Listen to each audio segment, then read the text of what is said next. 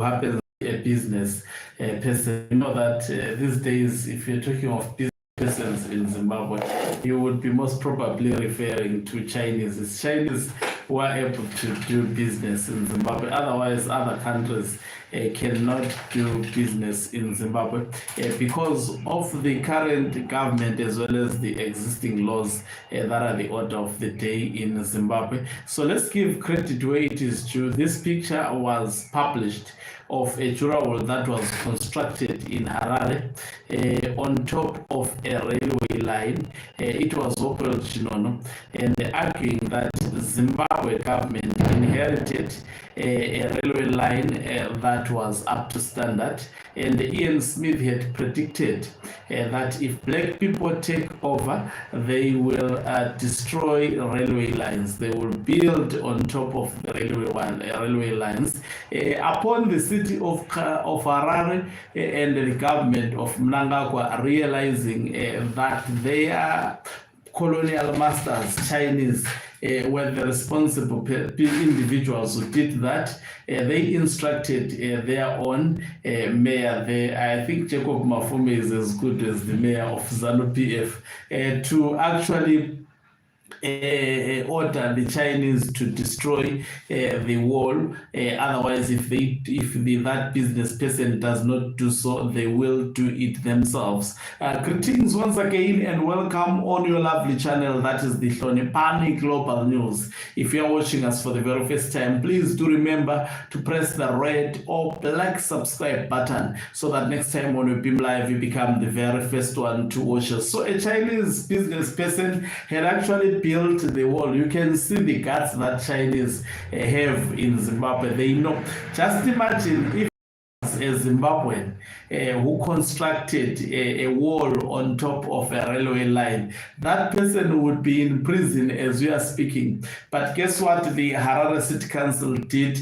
It actually instructed the business person to destroy the wall himself, giving him some days, saying failure to do so, we would be forced to destroy the wall. They act differently when it comes to the Chinese because the Chinese are the heartbeat of ZANU-PF. They have sustained ZANU-PF leadership since 1980 when the West decided to actually dump the ZANU-PF because of human rights related crisis. That is still the order of the day. By the way, up to today, we saw Chinese rescuing Zimbabwe. They are building everything for ZANU-PF, and the cost of that is not known.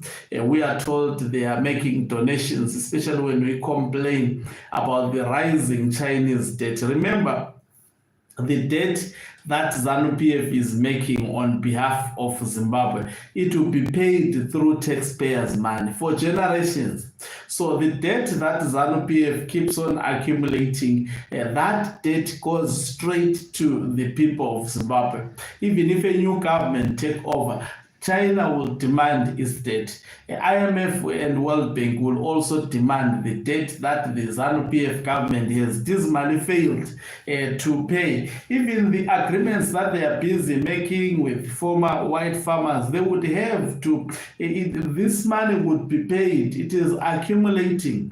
Just imagine, most probably with interest, looking at the world standards of actually dealing with such complicated matters in order for the relations to be restored between Zimbabwe and all members of the global community.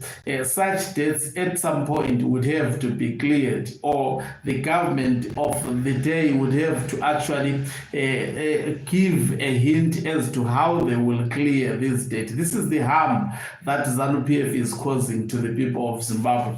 And China continues to do everything. Chinese nationals, they are beating, they are killing Zimbabweans. Chinese national, they are paying Zimbabweans peanuts. There is a lot of brutality that is being done in Zimbabwe by the Chinese national, because we've got a government that is desperate. And China understand very, very well that we are invited into a very desperate country and will do as we please to their people. China is doing business in Zimbabwe because they are mining, they are getting raw material as it is and transporting it to China and making a lot of fortune out of it, to the government of ZANU-PF giving them crumbs in the form of few million United States dollars, while it's taking billions worth of mineral resources almost on a monthly basis.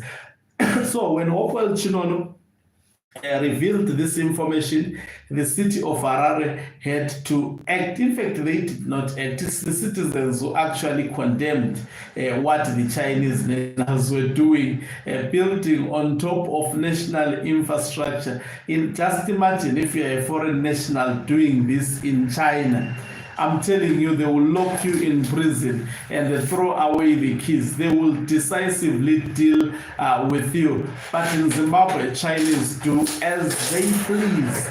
Thanks to ZANU-PF. Thank you very much for watching us. If you are watching us for the very first time, please do remember to press the red or black subscribe button so that next time when we beam live, you become the very first one to watch us. You can financially support this channel by pressing the join button and be part of our members who are the heartbeat of this channel. You can equally do so by pressing the thanks button and send us stars. Umhlabane uyavalelisa ke ngibonga bawethu.